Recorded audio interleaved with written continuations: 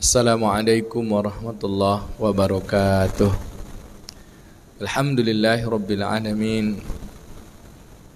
Nahmaduhu wa nasta'inuhu wa nastaghfiruhu wa na'udzu billahi min sururi anfusina wa min sayyiati a'malina. Man yahdihillahu fala mudhillalah wa man yudlilhu fala hadiyalah. Asyhadu an la ilaha illallah al-malikul haqqul mubin wa asyhadu anna Muhammadan abduhu wa rasuluhu shadiqul wa'dil amin. Allahumma salli wa sallim ala sayyidina wa nabina Muhammadin wa ala alihi wa sahbihi ajma'in wa man tabi'ahum bi ihsanin ila yaumiddin.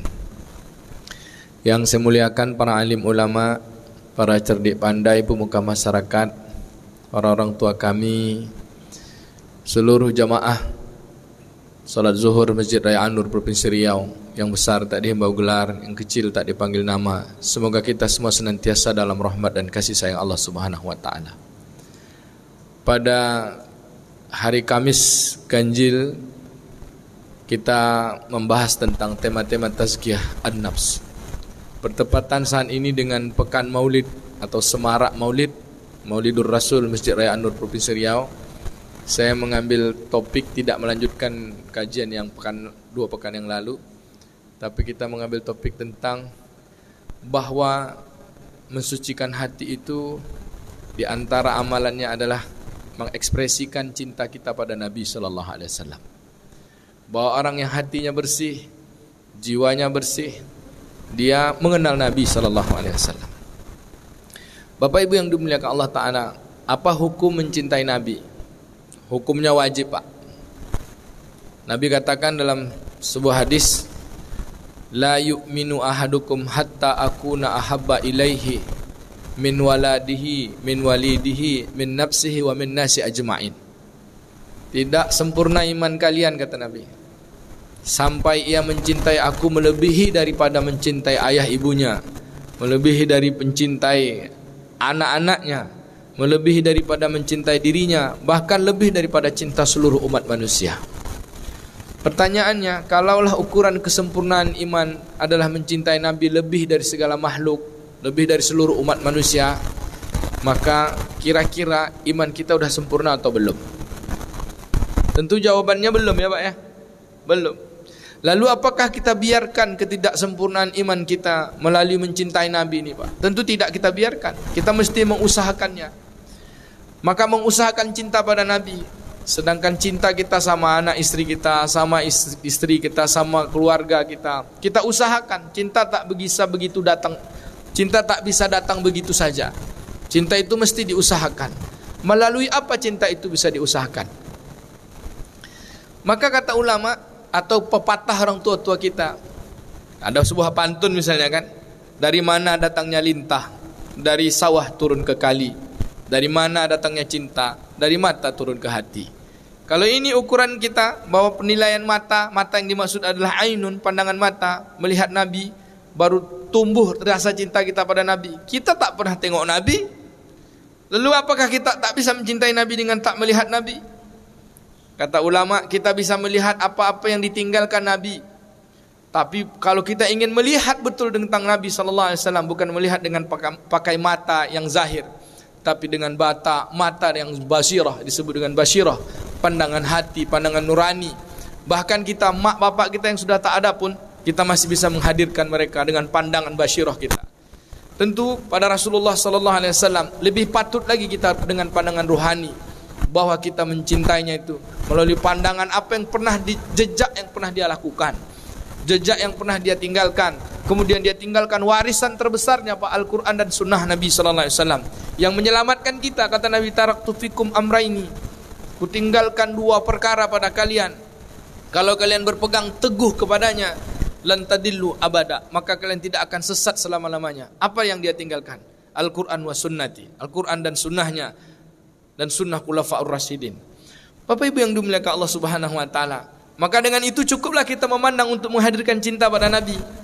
Atau lebih kenal lagi, lebih bahasa orang tua-tua kita untuk menghadirkan cinta. Ada pepatah atau ibarat ini, atau pantun atau apa nih, ungkapan lah yang cocoknya. Apa katanya? Tak kenal maka tak cinta, tak cinta maka tak sayang. Kalau tak sayang tak bisa kita disebut keluarga. Tak sayang, tak bisa disebut. Tak kenal maka tak cinta, tak kenal maka tak sayang maka tak cinta. Kalau kita tak cinta, maka bagaimana bisa kita dapat syafaat Nabi? Kalau kita tak cinta pada Nabi, bagaimana bisa kita merindukan Nabi? Kalau kita tak kenal Nabi, bagaimana kita bisa menghadirkan cinta pada hati kita? Maka jalan untuk cinta itu, kata ulama, yang pertama sekali adalah kenal. Maka mencintai Allah adalah kenal dengan Allah, yaitu ma'rifatullah. Jalan mencintai Rasul, yaitu kenal sama Rasul, yaitu ma'rifatul Rasul. Apa tanda orang kenal, Pak? Tanda orang kenal pertama, dia akan selalu menyebut-nyebutnya. Dia akan sebut namanya, akan sebut sifat-sifatnya. Dia akan suka datang kepadanya. Dia akan hadir terus pada apa yang disukakan bagi orang yang kenal dengannya. Maka hadirin yang dimuliakan Allah Subhanahu wa taala, kalaulah cinta itu bisa diwujudkan dengan kenal. Kenal itu mesti kita tahu. Maka jalan mencintai Nabi adalah kenal. Pertanyaannya, kita udah kenalan belum sama Nabi? Pak, Bu, udah kenalan belum sama Nabi? Tak patut kalau kita bilang tak kenal, belum kenalan. Kalau kita belum kenalan berarti belum ada cinta. Padahal kita ngaku apakah kita cinta Nabi? Cinta, bahkan mati pun kita mau demi Nabi SAW. Bahwa apapun yang diperjuangkan Nabi, kita ikut berjuang. Apa yang dicintai Nabi, kita cintai. Lalu kalau cinta itu datangnya dari kenal, pertanyaannya, kita udah kenalan belum? Pak Ustadz, udah kenalan belum? Sudah, kita udah kenalan. Kapan kita kenalan? Kalau dalam pandangan ilmu tasawuf udah kenal di alam arwah, tapi dalam pandangan zahir sajalah, kita tak bahas secara tasawuf. Secara umum saja, kapan kita dikenalkan? Lahir saja kita udah dikenalkan, Pak. Apa kata Nabi? Ibtahu ala sibyanikum bikalimatillah, azan. Bukakan pada telinga bayi-bayi kalian yang baru lahir tuh, azankan. Ada kalimat di sana memperkenalkan Nabi. Apa kalimatnya, Pak? Asyhadu an la ilaha illallah, asyhadu anna Muhammadar Rasulullah. Diazankan telinga kita. Orang Melayu juga punya tradisi untuk mengenalkan Nabi, Pak, pada bayi-bayi kita sejak usia 7 hari, 21 hari, 40 hari, yaitu akikah. Orang Melayu punya tradisi setiap akikah nih dibacakan kitab maulid, kitab Barzanji, Pak, maulid, kitab maulid, judulnya Iqad al-Jawahir, yang paling terkenal di negeri kita disebut dengan kitab al-Barzanji. Itu dibacakan kisah Nabi. Masih ingat, Pak? Jadi kata nenek kami dulu, kalau orang Melayu tak pandai baca kitab Barzanji, hilang Melayunya, Pak. Tinggal hilang tinggal layunya. A'udzubillahi minasyaitonirrajim. Bismillahirrahmanirrahim. Innallaha wa malaikatahu yusalluna 'alan nabi. Ya ayyuhalladzina amanu sallu 'alaihi wa sallimu taslima. Lalu kita berselawat, Allahumma salli wa sallim wa barik 'alaihi. Baca pembuka katanya. Al-jannatu wa na'imuha sa'dul lima yusalli wa yusallim wa yubarik alaihi. Bismillahirrahmanirrahim. Abtadi'ul imla'a bismi zatil aliyah. Kan itu, Pak, kita sering dengar itu kan. Itu pembuka awalnya, menceritakan tentang kehidupan Nabi SAW agar kita lebih kenal, lebih dekat dengan Nabi. Kalau sudah kenal, tahu namanya, tahu sifatnya, tahu kemuliaannya, kita akan ikuti dia. Hari ini anak-anak kita, Pak, suka betul, kenal betul dengan artis Korea. Padahal belum pernah ketemu Korea, Pak, cuma nonton aja di TV. Itu sampai apapun yang dia hobi, yang dia idolakan tuh, sampai makanannya dia tahu, cara bangun tidurnya dia tahu, baju kesukaannya dia tahu, kalau cara berjalannya dia tahu. Begitu kalau diidolakan. Maka pada Rasulullah jauh lebih patut daripada semua apa-apa yang kita idolakan. Maka ganti semua idola itu pada Nabi sallallahu alaihi wasallam. Kita ikuti cara hidupnya. Yang pertama kenal dengan dia, yang kedua kita ittiba padanya. Karena pada diri Nabi sallallahu alaihi wasallam, laqad kana lakum fi Rasulillahi uswatun hasanah liman kana yarjullaha wal yawmal akhir wa dzakarallaha katsira. Apa kata Allah? Sungguh bagi kamu, laqad kana lakum, sungguh benar-benar pasti bagi kamu, fi Rasulillah, pada diri Rasul itu, uswatun hasanah. Apa itu, Pak? Suri tauladan, induk dari segala contoh. Hasanah, apa hasanah? Pahala, bukan sekedar baik. Maka apapun yang kita ikut dari kehidupan Nabi itu pahala, Pak. Makannya pahala, minumnya pahala, tidurnya pahala, bangun tidurnya pahala, berpakaiannya berpahala. Sudahlah, solat pasti sudah pahala. Maka 24 jam kehidupan Nabi itu uswatun hasanah. 24 jam kehidupan Nabi itu uswatun hasanah, menjadi tauladan yang mendatangkan pahala. Satu hasanah lebih baik daripada dunia dan seluruh isinya. Kenapa? Satu hasanah kekal dalam catatan amal kita, bertemu dengan Allah Ta'ala. Sedangkan dunia, kata Imam Al-Ghazali, adalah sesuatu yang tak kalian bawa pada kematian. Maka misalnya kita masuk masjid, kita baca Bismillah, Allah maftahli abu rahmatik. Berapa dapat hasanah itu? Dapat 30 hasanah. Bismillah satu hasanah. Kemudian Allahumma firli wabtahli, meminta dengan Allah, ya Allah abtahli, itu 10 hasanah. Rahmatika 10 hasanah pula. 3 hasanah, masing-masing 1 hasanah dapat 10 kebaikan. Jadi 1 hasanah dapat 10 kebaikan. Sama seperti kita katakan, Nabi bertasbih pagi dan petang, Nabi ucapkan subhanallah. Subhanallah 1 hasanah, tapi dapat 10 kebaikan.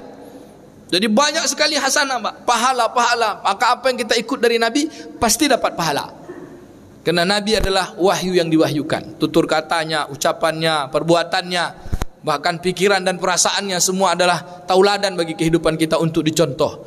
Mana dalil wajib kita mencontohnya? Pada surah Ali Imran ayat 31. Apa kata Allah Subhanahu wa taala? A'udzubillahi minasyaitonirrajim.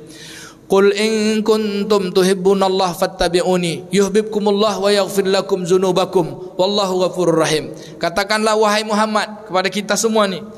Apa kata Nabi? Jika kalian mencintai Allah, maka ikuti aku. Niscaya kalian dicintai Allah, dosa-dosa kalian diampuni, kesalahan kalian dihapuskan. Sesungguhnya Allah Maha Pengampun lagi Maha Pengasih Penyayang. Maka hadirin yang dimuliakan Allah Subhanahu wa taala, kami tak sempat baca sejarah Nabi lagi, Ustaz, karena kami sudah tua. Yang penting kami kenal Nabi. Nabi itu orang mulia, Nabi itu istimewa, Nabi itu sebab rahmat Allah, Nabi itu contoh tauladan. Okey, Ustaz, kami tak sempat lagi meniru semua perbuatan Nabi, kerana kami sudah tua, tak sempat baca buku lagi, tak banyak yang kami bisa lakukan. Apa yang paling penting, Ustaz? Solat. Maka perbuatan Nabi terbaik di antara seluruh perbuatan yang mesti kita contoh adalah solat. Bagaimana solatnya Nabi? Sampai Nabi berpesan, "Sallu kama ra'aitumuni usolli." Solat kalian seperti mana aku solat, kata Nabi. Ustaz, ada nak jalan pintas mencintai Nabi? Ada, kata ulama. Apa, Pak? Solawat. Maka ini bagian akhir dari ekspresi betul-betul mencintai Nabi. Lisan kita tak lepas dari berselawat. Saking Allah Subhanahu wa taala mencintai Nabi, para malaikat mencintai Nabi, dan mereka pun berselawat. Allah katakan dari surah Al-Ahzab ayat 56. Apa kata Allah? Innallaha wa malaikatahu yusalluna 'alan nabi. Ya ayyuhallazina amanu sallu alaihi wa sallimu taslima. Sesungguhnya Allah dan para malaikat berselawat kepada Nabi. Hai orang beriman, berselawatlah dan bersalamlah dengan penuh penghormatan. Maka selawat kepada Nabi jangan lepas lekang dari mulut kita, dari lisan kita. Kita muliakan ajaran Nabi, kita hidupkan apa yang diinginkan Nabi hidup di dalam kehidupan orang-orang beriman, sehingga sama cita-cita kita dengan cita-cita Nabi. Apa cita-cita Nabi, Pak, untuk kita? Cita-cita Nabi untuk kita semua, Pak, kita ini masuk surga. Kata Allah Ta'ala dalam surah At-Taubah ayat 128, laqad ja'akum rasulun min anfusikum azizun alaihi ma anittum harisun alaikum bil mu'minina raufur rahim. Sungguh telah datang seorang rasul pada kalian, amat sangat cinta, amat sangat belas kasih sayangnya. Dia menginginkan kalian selamat. Dia tahu betul penderitaan kalian. Penderitaan apa, Pak? Bahkan dia lebih tahu daripada kita sendiri menderita. Penderitaan apa? Penderitaan di padang mahsyar. Dia menginginkan kita selamat dari penderitaan itu. Untuk apa? Untuk masuk ke dalam surga. Maka Bapak Ibu hadirin yang dimuliakan Allah Ta'ala, tak pantas rasanya kalau kita tak mencintai Nabi untuk dapat syafaatnya kelak. Maka jalan bentuk amal yang paling ringkas, cepat sekali adalah perbanyaklah selawat kepada Nabi sallallahu alaihi wasallam dengan penuh penghormatan. Bukan sekedar sibuk berdebat Saidina atau tak Saidina, ini bacanya apa. Bacalah selawat itu dengan penuh penghormatan, sehingga hadir rasanya kehidupan kita ketika kita apapun yang kita lakukan, seolah-olah yang kita buat ini dipandang oleh Rasulullah SAW. Yang kita buat ini tunjuk ajar dari Rasulullah SAW. Baru kita patut menyebut sunnah dalam kehidupan kita. Jadi kita buat, Nabi minum seperti mana aku minum, Nabi bicara seperti mana aku bicara, Nabi melihat seperti mana aku melihat, Nabi berbuat seperti mana aku berbuat, aku berbuat seperti mana Nabi berbuat. Jadi amal-amal kita ini, sehingga dengan itu nampak kemuliaan salawat kita, sehingga kita pun akan diberi kebaikan. Apa kata Nabi? Man shalla alayya salatan sallallahu alaihi biha asyara. Siapa yang berselawat padaku sekali, Allah berselawat kepadanya 10 kali, Pak. Kalau kita selawat 10, 100. Kalau kita selawat 100, 1000. Kalau hidup kita ini perbanyak dengan selawat, insya-Allah rahmat Allah, kebaikan-kebaikan akan menyertai kita semua, insya-Allah. Amin ya rabbal alamin. Maka perbanyaklah selawat. Selawat yang ringkas saja. Allahumma salli ala Muhammad wa ala ali Muhammad. Ada yang lebih ringkas lagi Pak. Selawat itu dikenal dengan selawat Jibril. Pendek bacanya, sallallahu ala Muhammad. Karena kita diperintahkan oleh Allah Ta'ala untuk bersalam, maka baca sallallahu ala Muhammad sallallahu alaihi wasallam. Ini kita ulang-ulang. Ganti semua syair-syair kita dengan selawat kepada Nabi SAW, dengan zikir dan istighfar. Semoga hadir kecintaan kita benar-benar kepada Nabi SAW. Dan harapan dari cinta itu, semoga sempat sebelum mati kita bisa bertemu dengan Nabi dalam mimpi kita. Banyak ekspresi cinta orang dulu Pak, mengumpulkan keringat Nabi, mengambil rambut Nabi, minum dari air duduk Nabi. Ekspresi kecintaan untuk ambil berkat. Begitu dari sahabat-sahabat. Tapi hanya patut pada Nabi SAW. Karena Nabi tak ada bersama kita, maka selawat perbanyak. Hadirkan bahwa apa yang kita perbuat ini, itulah ajaran baginda Nabi SAW. Dengan indahnya kita katakan, kami hidup di atas sunnah baginda Nabi SAW. Mohon maaf atas segala kekurangan. Semoga Allah mengampuni kita semua. Subhanakallahumma wa bihamdika, nasyhadu an la ilaha illa anta, nastaghfiruka wa natubu ilaik. Walhamdulillahi rabbil alamin. Assalamualaikum warahmatullahi wabarakatuh.